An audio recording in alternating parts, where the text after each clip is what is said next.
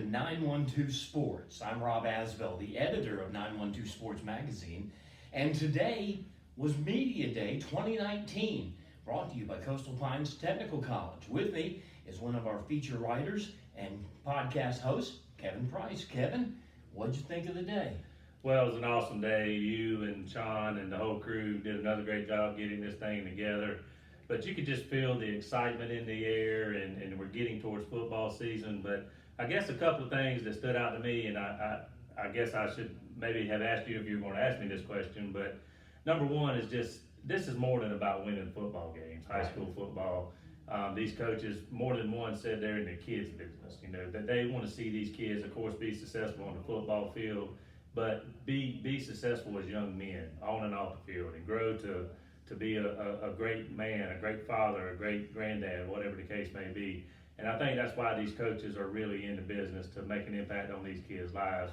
But then also, I think another thing that stood out when it comes just to football is we have a lot of new faces, new head coaches in the area.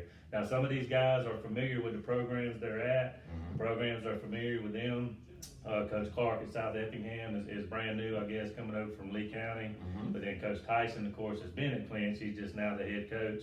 Can you imagine coaching in a stadium that's named for your father? Oh yeah, that's awesome. That's awesome. And of course, you know, he's taken over after a state championship season. And then I guess Coach Murray at Charlton, replacing the legend in Rich McWhorter. So you know, a lot of new coaches, but then guys that have been around South Georgia for a while, like Jeff Cannon. He's in the early phases of building the Brantley program. Coach Tomberlin at Appling County, a coaching legend in the state, but he's building a program there at Appling. And then you got somebody like Coach Spire, who is new to South Georgia in the last 3 years, but Camden County, I think, is fixing to take off, and we all know he's a great football coach as well. So just a good mixture of head coaches in the room. Coach Spire down in Camden, they say it takes 3 years to build a program. This is year number 4 for him. Year 3, actually. Year 3. All right, so he's in his 3rd year, and this is the year he's got a lot of young players, but he also has a lot of experience.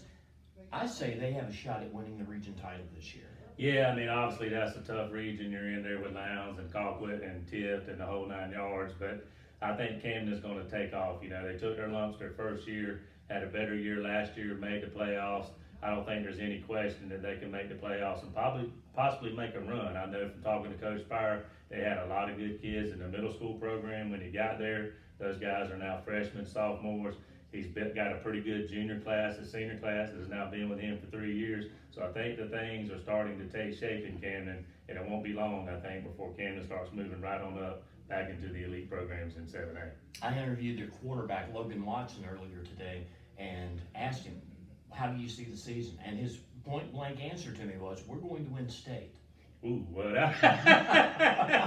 that may make its way around the state, but certainly I think for Camden to be talking like that shows they're building their confidence back up again. And one thing about Logan is his coach, Coach Spire, said he spins it as good as anybody he's coached. And Coach Spire has had some great quarterbacks in that spread offense that he brought with him to Camden. So they're going to expect a lot of Logan, and he might have a chance to live up to his statement. Now, some of the 2 and 3A schools are also very impressive. Unfortunately, Swainsboro didn't get to come today. They're picked to be the class of Southeast Georgia this year. They're going to make a run at the state championship. Let's talk about some of the Glynn County schools. Brunswick, 17 starters returning.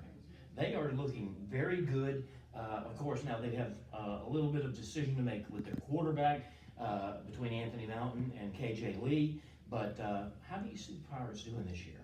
Well, of course, this is Coach Pender's 3rd year too, so obviously he's been familiar with South Georgia football for a long time, come from Pierce and Brantley and all the other places he coached at. He inherited a great team his first year, senior-laden team. They lost in the first round of the playoffs to Northside last year, basically rebuilding, almost starting from scratch, even though it was year 2 for him. It was kind of more like year 1 all over again. He knew he had that good team that first year that he needed to go ahead and do the thing, get his system installed and try to win as many games as he could. Last year was more like year 1 for him. So this year it's all about Brunswick trying to get a winning record, trying to get back in the playoffs. Like you said, they got some good, some older kids now that have been with him for 3 years that have a chance to be the leaders of that team. They're still going to be young in spots, but I still think if Brunswick could take a step forward, have a win this season, get back into the playoffs, I think they can keep going and build some momentum going forward. They have some good young kids in the program. And a lot of it this year is going to depend on that quarterback spot. Frankly, That's right. I'm a little bit worried about it right now. KJ Lee's talented, but he's missed the whole summer after getting injured in the spring, so he's going to be catching up as the Pirates play games. And then, of course, Anthony Mountain's had trouble, I guess, with the knee. He's been out of contact for most of the summer, so he'll kind of be feeling his way early on as well. So, of course, in Coach Pender's offense, the quarterback's very crucial. Just ask Stetson Bennett, who's at the University of Georgia now. Not sure either one of those guys will be a Stetson Bennett, but hopefully they can be adequate and get that Pirate offense back on track. Yeah, it's good to see the mailman up there in Athens. Now let's go across town, Glynn Academy. You can never count out Rocky Hidalgo. They always have a great team. I got to spend a little time with some of the players today. Byron Bacon, an amazing defensive back. He's going to be going into a D1 program somewhere. But this kid is he is a genuine kid. He's got a lot of confidence, but he's not cocky. How do you see Glynn Academy doing this year? I think Glynn Academy is a lot like their head coach. They're loosey-goosey, they're confident in what they can do, and that goes throughout the program. I think they really build off Coach Rock and his mentality. And like Coach Rock said, Glynn doesn't always have the most talented players. They got some talent now, don't get me wrong. You name Byron Bacon, he's just one of them. Right. They got guys like Nolan Grant, some good linemen and whatnot. But they outwork everybody, they play hard, they believe when they take the field they're going to win football games, and that's half the battle. And when they get into the fourth quarter and things get tight and things get crucial, Glynn, the cream kind of rises to the top, and their players believe in what they're doing and believe in their coaching staff, and it all comes together for them when they win games. I don't know if this team can be 2015 good. Of course, that's the team that went to the state championship game, but I think they have a good chance to, of course, defend their region title. Obviously, they're trying to win, I think, their 5th or 6th straight city championship. Hopefully, Brunswick will make it competitive and maybe have a chance to win that game, and we'll all go home happy, feeling good about both teams. But when Glynn gets into the state playoffs, I think they got a chance to make a run to the quarterfinals or beyond if things fall into place right for them. All right, and then of course on St. Simon's Island, you have Frederick Academy. The Knights won a state championship last year, but they lost most of their big-time players. They've got 3 at Auburn this year, and now they're going to have to count on some other players that really need to step up, and they brought them down this year, and they're looking good. I think they're going to do all right. Yeah, they're going to be fine. I mean, they're going to have a lot of kids playing both ways. Wait, come on in, John. So I was trying to be quiet about it. We're talking about Frederick Academy and how they're going to do this year. And how small the ring that Derek had was. Oh, is that huge or what? He said he's only worn that thing 3 times. 3 times. And today was the 3rd. But, I mean, literally, if you did some kind of a 3D thing, and I'm going to really blow the 4th wall here. I mean, you see my wedding band? Take about that much. Add about an inch.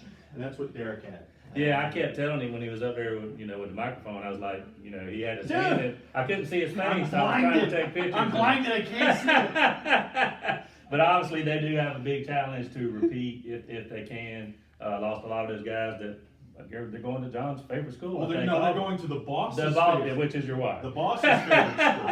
Okay. And I asked him about it, and I said, what's it like to have SEC schools knocking on your door? And the story that he gave was when Kirby came to town, and he's like, we can keep it a secret, but if the plane shows up at the airport, then the word comes through. It's like, hey, Kirby Smart's here. Kirby Smart's in town, and so you can't keep it a secret anymore. So, but to have SEC schools knocking on the door of Frederick Academy, I think it's really cool and you guys know this, no stone is left these days. Right. I mean, you have schools from the Mid-American Conference, the Pac-12, Conference USA, the American. It's not just the local guys anymore. And to have kids play now all around the country, and to come to a place like Frederica, to come to a place like Clinch, where SEC talent's being pulled. When you go to Homerville, when you can go to Blackshear and look at a kid like Avery Jernigan, I just, for me, it's part of the coolness factor of Georgia, which is, I think, 3rd in the algorithm for the United States when it comes to the high school football America and recruits going to the next level. Blew the algorithm for the 2nd year in a row. Wow. Third highest number in the country, knocking out California, I think, to be 3rd. Okay. Yeah. Well, and speaking of players going to clinch, I just had to bring this up. The line of the day, in case you didn't hear it. Jeremiah Johnson, 6'7" receiver going to the University of Florida. And See, Coach Ken Cribb from Wayne County looks at him, or looks up at him Yeah. and says, "So you're a lineman, right?" Yeah. It's fun, and we get to catch up with Don Tyson too while he was Yes. here. And I asked him about what it's like to be a part of the Pittsburgh Steelers legacy. Because, I mean, if you think about it, it was Chuck Knoll, it was Bill Cowher, now it's Mike Tomlin. 3 coaches in 45 years or so. Think about with Clinch, Don Tyson Sr., Mm-hmm. Cecil Barber, Right. Jim Dickerson, and now Don Jr. So I call them the Pittsburgh Steelers of Georgia high school. Well, I just think it's amazing that he gets to coach on a field that bears his father's name. I know how That's cool is awesome. That is so cool. I'm gonna head to Valdosta. I just wanted to say hi to everybody Thank you. and love the work. Good to see you. Good to see you. And we'll see you on TV. Yeah, this is what I look like without makeup and a suit. I apologize. We'll see you down the road. Well, when I said this thing was getting big, I know, of course, we saved John a lot of work, a lot of travel around the state. Yeah. But to get him here, That's we know we're great. doing the right thing at 912. Be good, y'all. Take care. Love y'all. All right, that's going to wrap it up for Media Day 2019. We want to thank our sponsors, Coastal Pines Technical College, BSN Sports, Lang Smoker Cookers, Barbecue Smoker Cookers, man, and congratulations to Brandon Derrick for winning the That's corner right, tournament. that's right. Went home with a brand new smoker cooker from Lang Barbecue Smokers. So congratulations, thank you for joining us. This is 912 Sports, and I'm Rob Asbell.